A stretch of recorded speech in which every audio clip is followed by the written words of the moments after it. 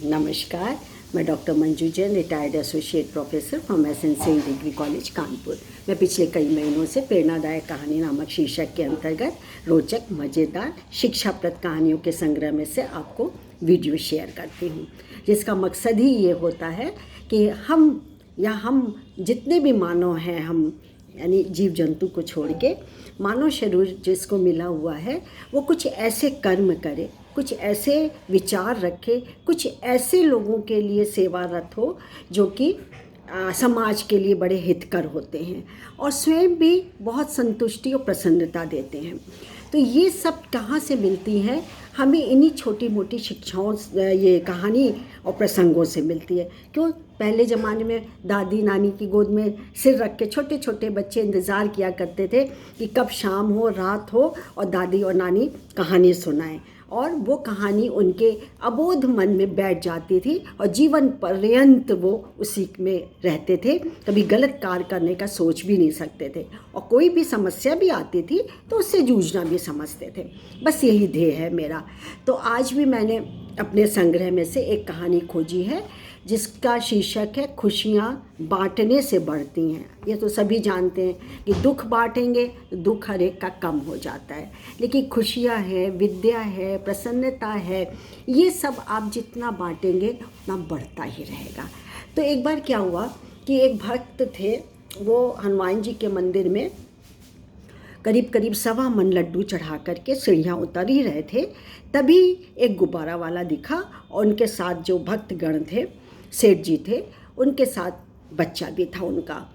वो जिद करने लगा कि हमको गुब्बारा चाहिए, गुब्बारा चाहिएगा। अब ये सुनते ही एक सेठ का जो एक दम्भ था, एक घमंड था कि अरे मैं तो भक्त हूँ, कितना बड़ा भक्त हूँ, मैं हनुमान जी को 1.25 किलो चढ़ा के आया हूँ। और उसने आओ देखा ना ताओ, पहले तो बच्चे को खूब कस के डांटा। क्या करते हो, हर समय जिद करते हो, ये कोई गुब्बारे खेलने की उम्र है, क्या करोगे, घर जाते टूट जाता है, फूट जाता है। और नहीं माना तो उसने 2 चांटे और रसीद किया, पिट गया बच्चा बेचारा। अब शायद बच्चे की जिद से वो खींचा हुआ था या अपने पुण्य कमाने के दंभ से वो बोझ से लदा हुआ था, और बच्चे का जो कि है वो मांग जो कर रहा था वो करता जा रहा था। अबोध मन है, बालक है, मासूम है, वो अपनी ही जिद पे अड़ा था। लेकिन जो सेठ थे वो अलग ही टैटू थे, अटकल, मतलब वो एक जिद्दी टट्टू टाइप के थे कि वो टस से मस ना हुए और बच्चे को लगातार कोसते रहे, नहीं हुआ। लेकिन वहाँ पे जो गुब्बारे वाला था वो भी बच्चा ही था, बहुत बड़ा नहीं था, उम्र 10-12 साल के करीब थी। वो बच्चे के पास आया और हंसा, मुस्कुराया और एक गुब्बारा उसने बच्चे को थमा दिया। अब तो वो और क्रुद्ध हो गए सेठ जी भैया, वो जो भक्त थे, बोले तुम लोग तो मौके की ताड़ में रहते हो, बस और कुछ नहीं आता। कोई बच्चा तुम्हें जिद करता दिख जाता है तो बस झट से उसके पीछे लग जाते। क्यों? क्योंकि तुम्हारा गुब्बारा बिकेगा, तुम्हें पैसे मिलेंगे। अब इस तरह से भक्त ने गुब्बारे वाले को बुरी तरीके से डांट दिया, झिटक दिया। गुब्बारे वाला बच्चे का गुब्बारा पकड़ाते हुए बोला एक और ले लो, तो और लेके चुप हो जाओ। तो उसने सेठ जी से कहा कि नहीं, मैं यहाँ गुब्बारे बेचने नहीं आता हूँ, मैं तो हर मंगलवार को यहाँ खूब सारे गुब्बारे लेके आता हूँ और खुद ही यहाँ पे फुलाता हूँ।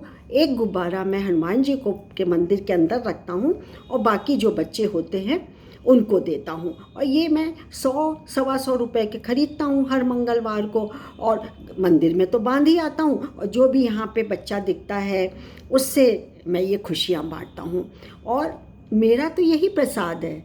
हनुमान जी स्वीकार करते हैं या नहीं करते हैं, लेकिन सेठ जी करते होंगे ना स्वीकार, और बच्चे को मैं बांट करके मेरा वही प्रसाद है। अब सेठ जी की आंखें खुली, बोला हाय मैं क्या सोच रहा था।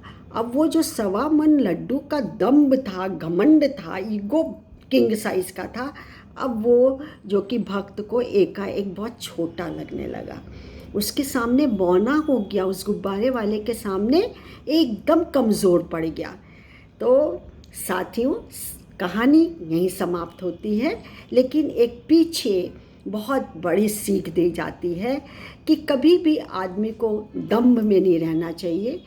दूसरी बात, आप बच्चे को बेवजह डांट रहे हैं।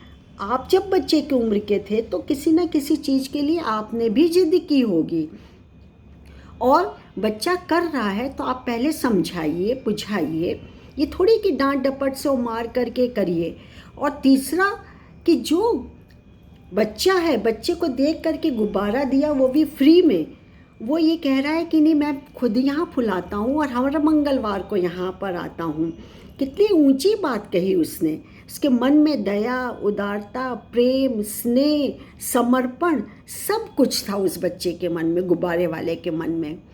तो साथियों, यही मैं कहना चाह रही हूँ कि बेवजह सोचे समझे कोई भी काम या कोई विचार या कोई भी ऐसा काम ना करिए जो बाद में पछताना हो। हाथ मलते रह जाते, अब पछताए क्या होत, जब चिड़िया चुग गई खेत। जल्दी काम शैतान का काम कहा जाता है। जल्दबाजी में थे और बच्चे को बिना सुने समझे डांटते चले गए। ऐसा कभी मत करिए। सोचिए, सुनिए, समस्या का कोई निदान निकालिए, लेकिन एक अबोध मन को, एक मायूस मन को, एक बचपना वाले मन को कभी भी आप निराश ना करिए। समझाइए, बुझाइए, काम हो जाएगा। तो आज मैं अपनी कहानी को यहीं समाप्त करती हूँ। अच्छी लगी तो आगे आगे आगे भेजिए। तब तक के लिए आज्ञा दीजिए। नमस्कार। Thank you.